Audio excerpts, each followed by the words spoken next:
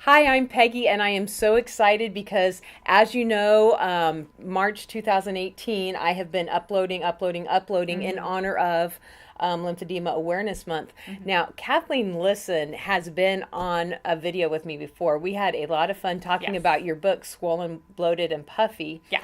And today, she's brought props. We're going to have a lot of fun. We're going to probably end up talking about several different things. So I'm Okay. really excited. Thank you for taking the time Yes. to come on. Yes.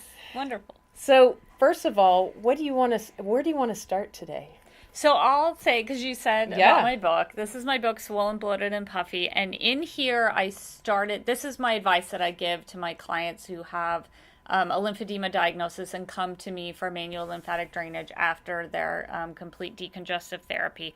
And part of this book, I give some beginner's tips on how to add meditation to your self care practices. So this really inspired me to go into like what is the value of meditating when we have lymphedema. Exactly. So I meditate. I've been meditating for about a year and a half, regular, Mm-hmm. very diligently. But I just wanted to say one more thing about this book. This book is a really easy read. It's very informative.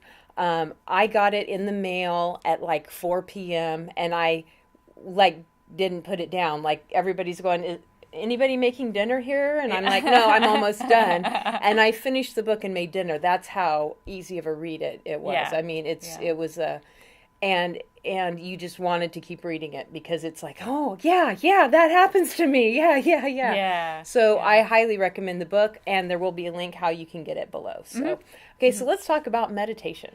Yes. So I did some more research and I came upon, just more of specific reasons why meditation is valuable. Meditation is valuable for everybody, but I wanted to look at specifically people with body image issues, which is a part of when my clients have lymphedema, it's the swelling in the limb. Often either it's primary or it's secondary. And when it's secondary, it's often after a cancer diagnosis. So there's a lot of body image issues there as well. Right, you're going through all of these things. I know for me, I've had lymphedema for 19 years, and it's been about the last year and a half that I've worn shorts or worn a dress or, and it's something you want to hide. It's something you're ashamed of. It's Mm-hmm. something you don't want somebody to say, ooh, you don't have a leg, or ooh, what an ugly cankle, or whatever people say. Maybe thinking that it was an injury and it's going to go away, maybe not even realizing that this is something you deal with every single day. So I wore baggy pants and Mm-hmm. shoes because my leg was so big. I couldn't wear just a regular pair of jeans. I'd wear baggy jeans and Mm-hmm. all the time. That was my look because I was trying to hide it. Yeah, yeah.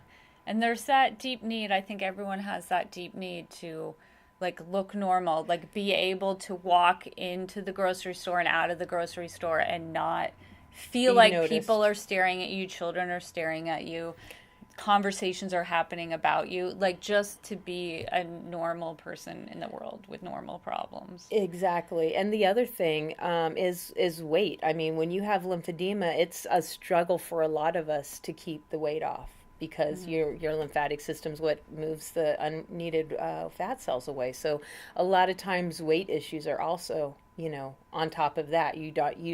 Maybe you've gained weight and you can't get it off, or maybe you're just not, not only is your leg swollen, but you've and the other thing that happened to me, I know, is when my leg swelled, I was in so much pain that I quit being active and I started sitting on my, laying in bed or sitting on the couch with my leg propped up.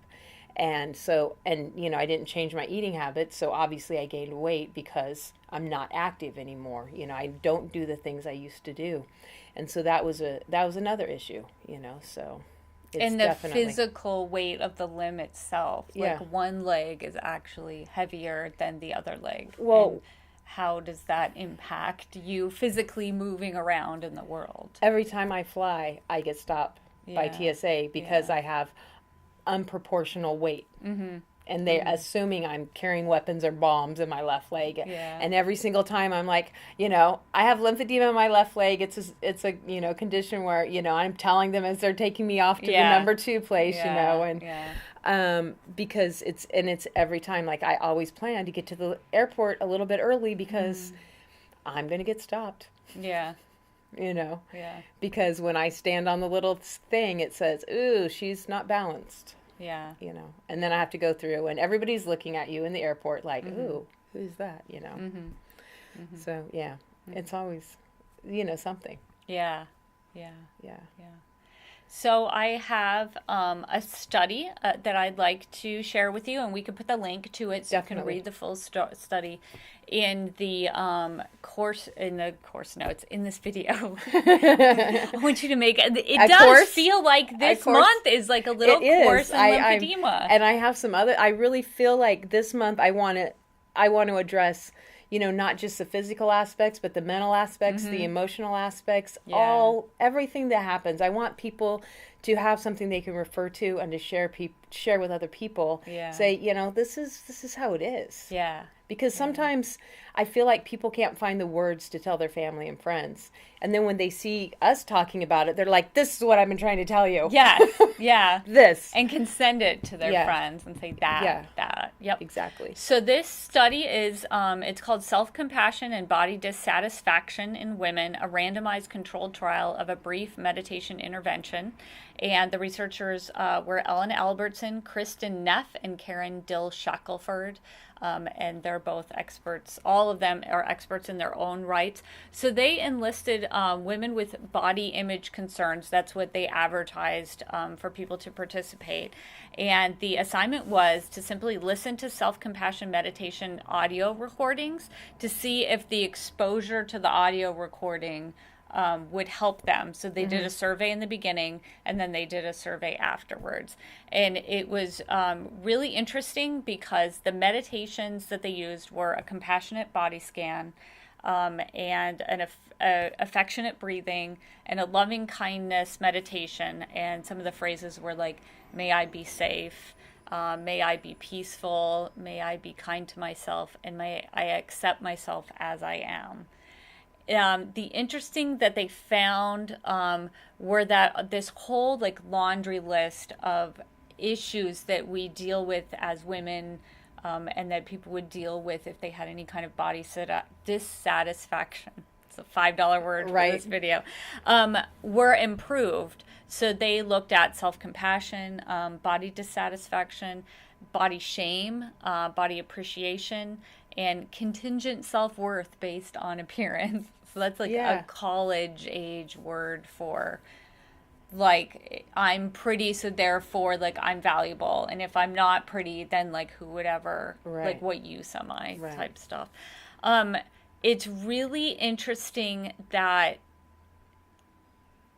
they didn't really have to listen to that many of the podcasts. And I think that saw an improvement in order to see the improvement, you don't have to add this to your schedule and like sit down and do it for an hour every day. I think it's just the being exposed to this kind of flips a switch in your mind.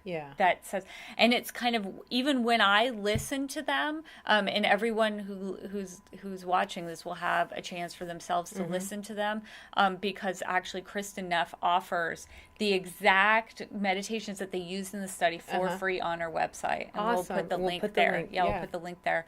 And it's just, you see in this culture what is really what we're up against as women. All the messages that we hear from media and even from that like little angry voice inside ourselves. And it's not just women. I mean, women obviously have more because of, billboards and TV and everything, but men have the same issues, especially if they have a huge limb or, men actually, because I grew up where, it's all about if I look good, we don't care what he looks like. He doesn't care. But they do. Men do care, especially in 2018. Men do care. So it affects everyone. Yeah. So it's so fascinating to me that when I was listening to the meditations, I was like, I can really see how this would help. And it really is just kind of opening that door and like peeking in to, greater value Right. to yourself, kind of get off that merry-go-round. And then they just saw so many positive benefits from it, even from a short intervention, even from people who didn't listen to the videos every day for 3 weeks like they were supposed to. Well, yeah, I meditate anywhere from 6 to 10 minutes a day. I don't spend all day meditating. Mm-hmm. I don't spend an hour meditating.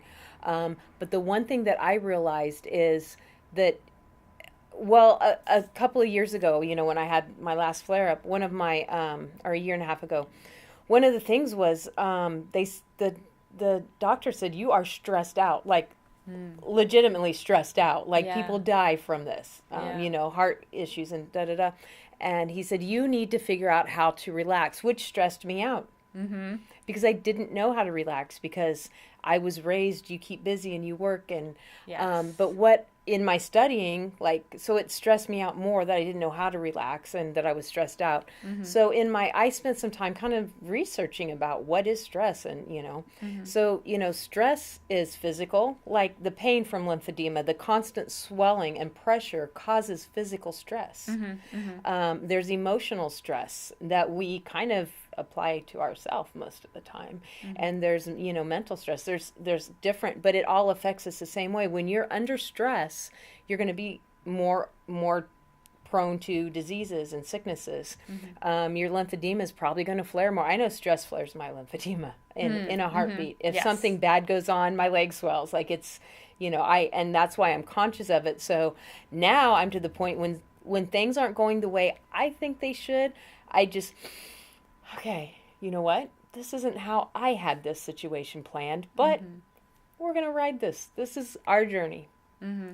And I have to let myself accept the situation, accept myself, accept this, what's going on. And I think that's the key, is learning to accept yourself. And, I'm a portrait photographer. I mainly do headshots, so I work with a lot of actors. And the one thing that, I don't know, I think it surprised me, is how insecure a lot of actors are. Mm-hmm. And, that's the one thing I talk to them about. I'm like, you have to love yourself first.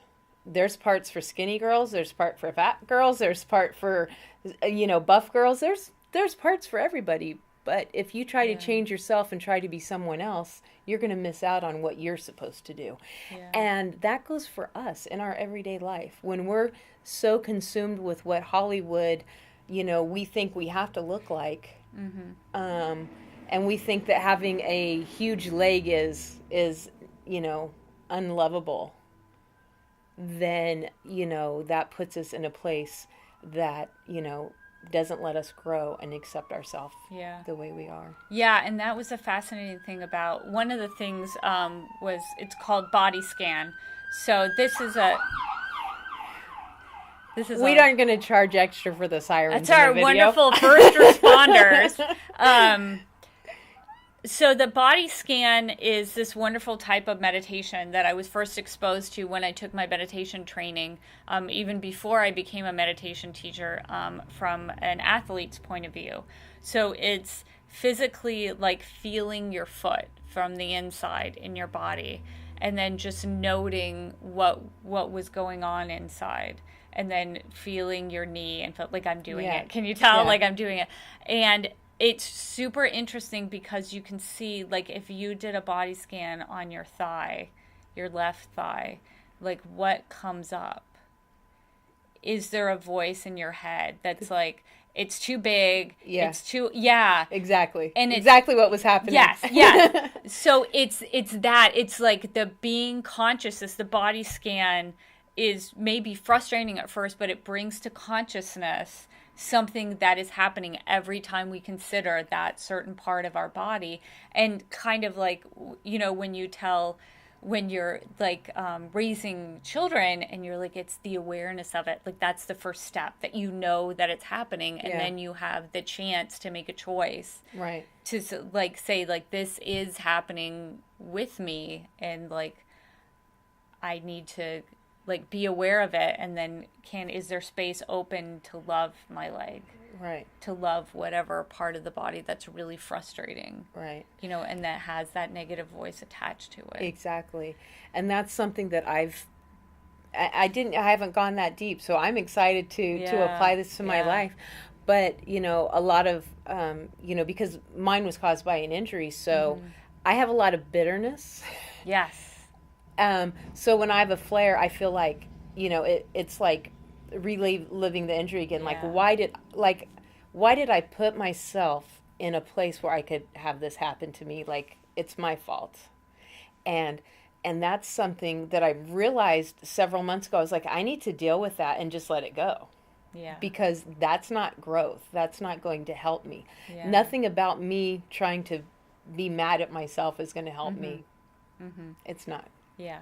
And so much self-compassion. We need to have so much self-compassion for ourselves, because everything around lymphedema, around the vast majority of people that I know with lymphedema, is like some kind of precipitating incident, whether it's a cancer surgery or, you know, so there's like something that's stressful, and then this comes after it, and then there's just this rage that this happened to you, and this is for the rest of your life, that it's part of you. Right. It's a lot to carry. It's around. A lot to carry. Yeah. I've always said, like, you know, mine happened from an injury, but I've always, when I see women, you know, after breast cancer, I'm like, oh my God, the thought that, yay, I won. Cancer didn't get me. And then to wake up and go, yeah, what do you mean this is going to be like this forever? Yep. 6 you know, months that later, it's like, oh, to 20 years later. I think, you know, not that it's, you know, you play the game. There's always some point. I think that every person, if you're honest with yourself, you've played the game. Would it be better if I had lymphedema in my arm or in my leg? Yeah. It just sucks. There's no better. But I think that would be so hurtful to think, you know, after being so sick and you're like, oh, I'm not going to die from cancer. And then what? Yeah. You know, I just think it would just be so heartbreaking. Yeah. Yeah. But I think it's important that we all decide, whether we're men, women, children, whatever, that this is the body we have. So how are we going to make the most of it and get the most mileage out of it and get the most living out of it? Because I know I spent years just pouting, you know, and laying in bed in pain, not doing anything because my leg hurt and I was pissed. I mean, a lot of it, if I want to be real honest, was I was just pissed. And that's okay. It's valuable to feel your feelings. Yeah. It's even, you know, isn't it worse if you just kept it all bottled up and was like, no, I'm just like, we're getting through it. And then well, I think, for years, that's what I did. To come to this point. And then finally I realized I'm pissed. I need to deal with that and move forward, because me being pissed just wasted several years. That's all it did. I mean, my 2 older kids were young. I missed a lot of things because, you know, they were off doing all these things and I was hurt. You know, I was in pain. I was sick. I had cellulitis infection. I was in the hospital. I mean, one thing after another, you know, and it didn't really help. So I decided, you know, maybe I should change my world and the way I look at myself, and don't even think that I look in the mirror and I go, wow, you look great, because I still have my issues. Yeah. But I know that, you know, I've come a long ways, and I know that, you know, I'm going to keep moving forward. That's wonderful. So what else do you have for us? Good. That's good. Should we wrap it up and then do like a different video? Yeah, let's do that. Yeah. So you hear that? Oh you have to stay tuned. So this was part 1. Yes. And we'll come back because she has stuff over here. Yes, I have toys. I have so many toys. Yeah. So you have to come back. Yeah, I have this to watch is part the next 1 video for toys. All right. All right.